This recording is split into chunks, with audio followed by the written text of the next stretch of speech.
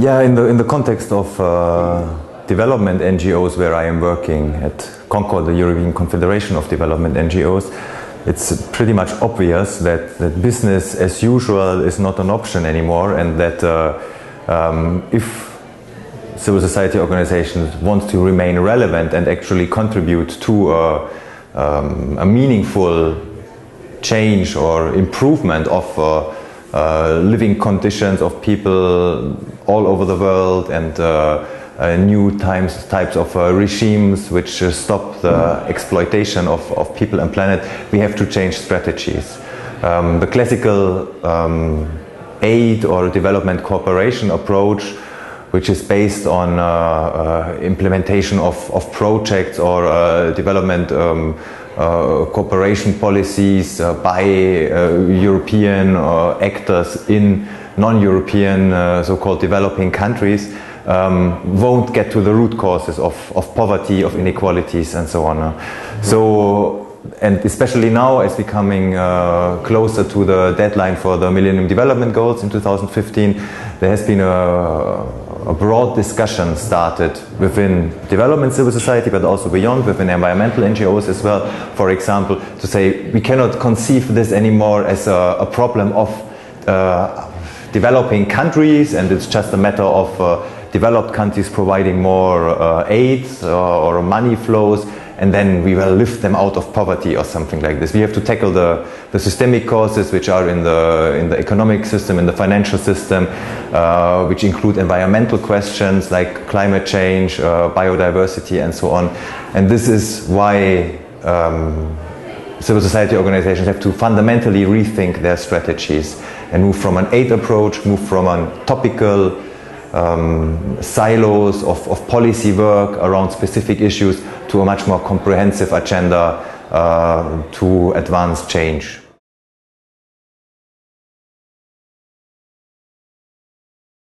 Well, at DEEP, which is a project of Concord around development education, we have the privilege that we are working basically in a nutshell. It's a 3-year project with a consequent but limited budget, for a limited number of staff, so we are much more free to try out new practices there than, for example, if we want to change a whole organization, which is much bigger, much more complex, of course.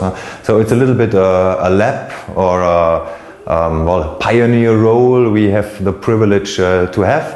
And at DEEP, for example, we try to implement such a transformative agenda at different levels, and this includes, for example, also the organizational setup, which is very interesting, like in terms of which kind of organizational models do we apply, in terms of how we deal with hierarchies, with human resources policies, with appraisals. We don't appraise or assess individual performance, but we look collectively at relations between people and structures which enable or not to deliver on specific points. For example, we have a quite holistic approach in terms of procurement, where we try to consider environmental and social impact in each of the procurement acts we produce in the project, including, for example, compensation for climate impact of events, such kind of things.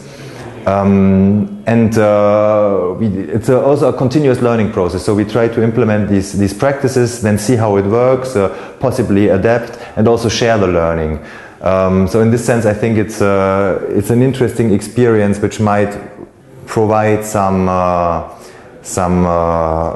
learning also for others. Then the challenge which I see is very much that the ambition is quite high, of course. If you look at the smart CSO thinking and this big vision of systemic change and so on, and we went through a quite comprehensive vision process, and now we have all this broadly owned and agreed very ambitious vision and mission statement. So but now we have to deliver as well, and then when it comes to the practice, of course, sometimes it can get quite challenging then also to live up to this ambition. And the worst thing we could probably do would be then to state that we are different and try to make things differently, but then in the end it's not so much different. So this is a constant challenge we try to face, but we're still standing at the beginning, and I'm confident that at least the try will already provide some interesting insights and learning.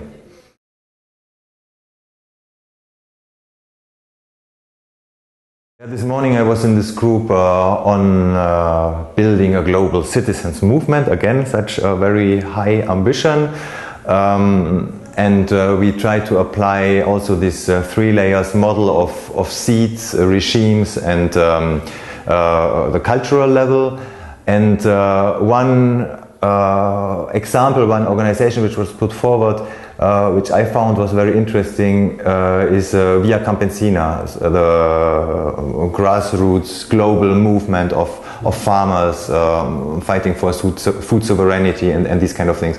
And why is it interesting? Because they actually are a global movement already, but on a specific topic, of course.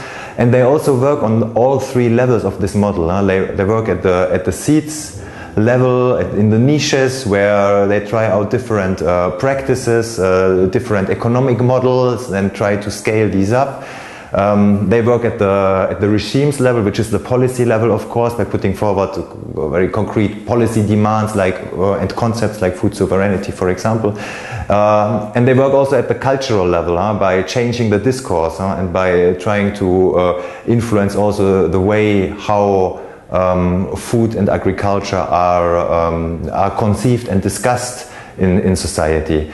So this is maybe an interesting example where we could learn something from, well, in perspective of this idea of creating a global citizens movement. Of course, this is topically limited, but maybe for other issues or even a more transversal, change-oriented global citizens movement, this could be some inspiration.